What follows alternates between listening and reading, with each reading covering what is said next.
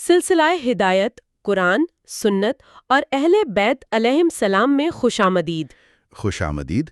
آج ہم قرآن مجید کی 34ویں سورہ یعنی سورہ سبا کا گہرائی سے جائزہ لیں گے۔ جی، یہ ایک مکی سورہ ہے اور اس میں توحید، معاد اور پچھلی قوموں کے واقعات پر بہت زور دیا گیا ہے۔ تو آج ہماری کوشش یہی ہوگی کہ ہم اس سورہ میں موجود جو عبرت آموز واقعات ہیں اور دلائل ہیں ان سے کچھ اہم نکات نکالیں۔ بالکل، سورہ کا آغاز ہی اللہ کی حمد سے ہوتا ہے۔ الحمدللہ الذی لہ ما فی السماوات و ما فی الارض ولہ الحمد فی الآخرہ۔ اچھا، یہاں ایک بات بڑی دلچسپ ہے۔ دنیا میں تو حمد سمجھ آتی ہے، لیکن قرآن کہہ رہا ہے کہ آخرت میں بھی حمد اسی کے لیے ہے۔ جی، اور یہ بہت گہرا نکتہ ہے۔ خاص طور پر جب ہم سوچتے ہیں کہ آخرت میں تو دوزخ بھی ہوگی، تو تفاسیر میں آتا ہے کہ اہل دوزخ بھی اللہ کے عدل کی حمد کریں گے۔ یہ کیسے؟ یہی تو اصل بات ہے۔ مفسرین کہتے ہیں کہ قیامت کے دن جب سارے پردے ہٹ جائیں گے اور حقیقت بالکل سامنے آ جائے گی، تو کسی کے دل میں بھی خدا کے فیصلے پر کوئی شک نہیں رہے گا۔ یعنی وہ اپنی آنکھوں سے دیکھ لیں گے کہ ہر فیصلہ عین انصاف کے مطابق تھا۔ بالکل، تب وہ تکلیف میں تو ہوں گے، لیکن اللہ کے عدل کی حمد کریں گے۔ اس کے بعد آیت 2 میں اللہ کے لامحدود علم کی بات ہوتی ہے۔ جی، یعلم ما یلج فی الارض وما یخرج منہا وما ینزل من السماء وما یعرج فیہا وہو الرحیم الغفور۔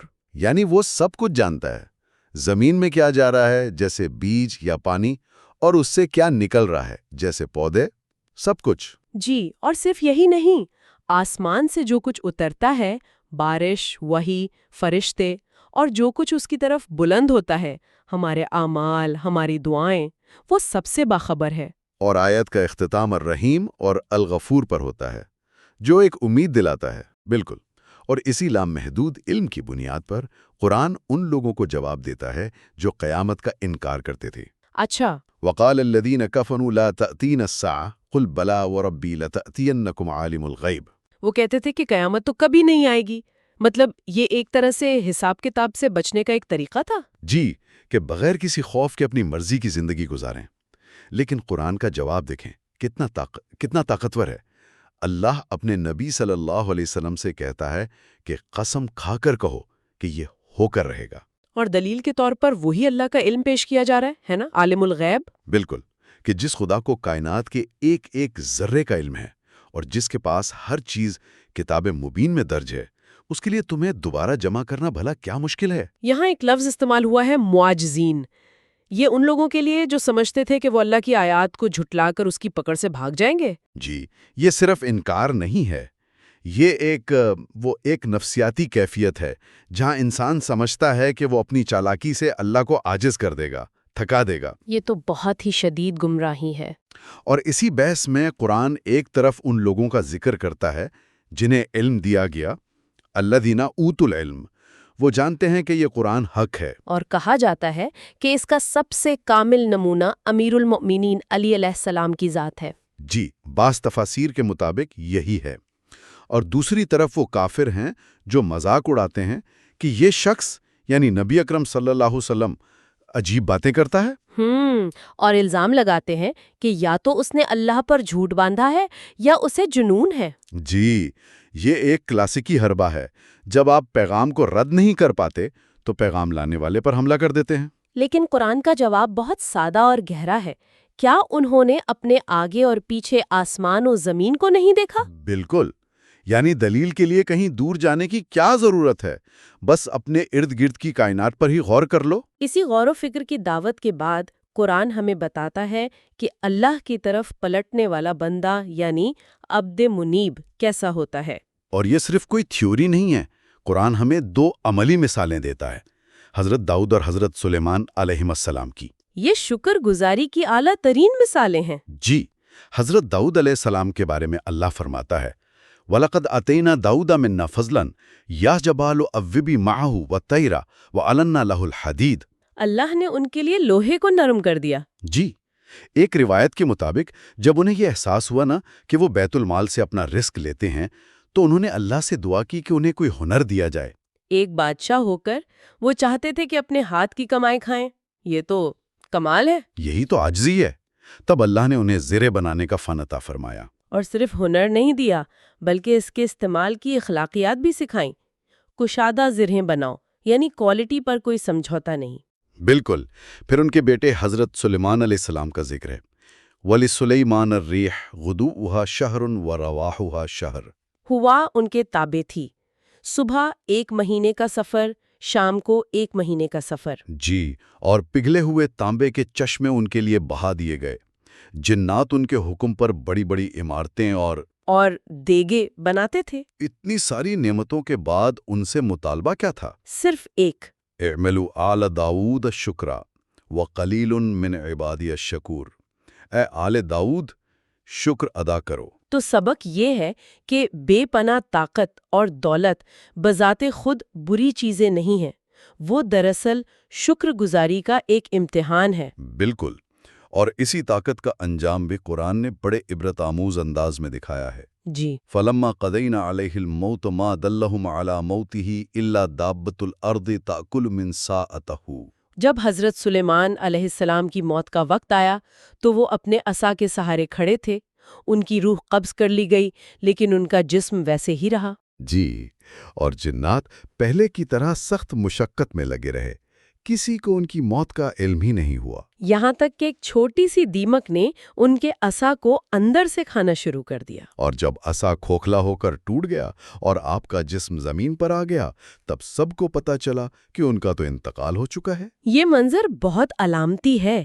ایک عظیم سلطنت جو بظاہر ایک عصا پر کھڑی تھی، اسے ایک چھوٹی سی مخلوق نے بے نقاب کر دیا۔ اور اس نے یہ ثابت کر دیا کہ جنات غیب کا علم نہیں رکھتے، ورنہ وہ اس ذلت آمیز عذاب یعنی سخت مشقت میں نہ رہتے۔ تو شکر گزاری کی اس عظیم مثال کے بعد سورہ ہمیں کہانی کا دوسرا رخ دکھاتی ہے۔ جی، بالکل الٹ تصویر۔